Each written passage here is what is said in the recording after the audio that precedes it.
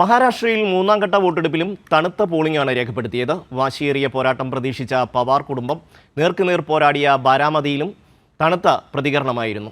അജിത് പവാർ വിഭാഗം വോട്ടർമാർക്കിടയിൽ പണം വിതരണം ചെയ്തുവെന്ന് പ്രതിപക്ഷം പ്രവർത്തകരെ ഭീഷണിപ്പെടുത്തിയെന്നും ആരോപണങ്ങൾ ഉണ്ട്. മഹാരാഷ്ട്രയിൽ മൂന്നാം ഘട്ട വോട്ടെടുപ്പിലും തണുത്ത പോളിംഗാണ് റിപ്പോർട്ട് ചെയ്തത്. ശരത് പവാറിന്റെ മകൾ സുപ്രിയ സുലെയും അജിത് പവാറിന്റെ ഭാര്യ സുനേത്ര പവാറും നേർക്കുനേർ പോരാടിയ ബാരാമതിയിലും തണുത്ത പ്രതികരണമായിരുന്നു രേഖപ്പെടുത്തിയത്. വാശിയേറിയ പോരാട്ടം പ്രതീക്ഷിച്ച ബാരാമതിയിൽ 56.7% മാത്രമാണ് പോളിംഗ് നടന്നത്.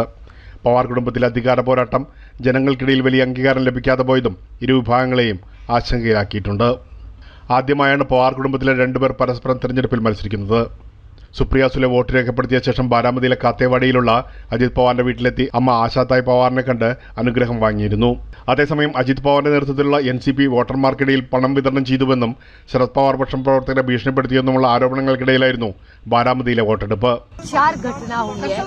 कल रात को वेल्ला में PDCC बैंक खुली हुई थी, पहला मुद्दा.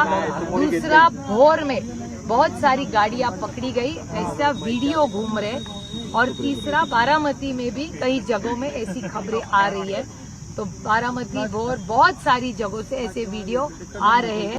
ഇന്ദാപൂരിൽ നിന്നുള്ള NCP MLA ദത്താബറിനെ ശരത് പവാർ വിഭാഗത്തെ അധിക്ഷേപിക്കുന്ന വീഡിയോയും വലിയ പ്രചാരം നേടിയിരുന്നു.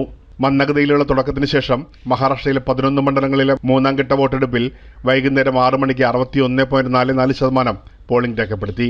70.35% രേഖപ്പെടുത്തിയ കൊളാപൂരിലാണ് ഏറ്റവും ഉയർന്ന പോളിംഗ് നടന്നത്. പ്രേംലാൽ, കൈലി ന്യൂസ്, മുംബൈ.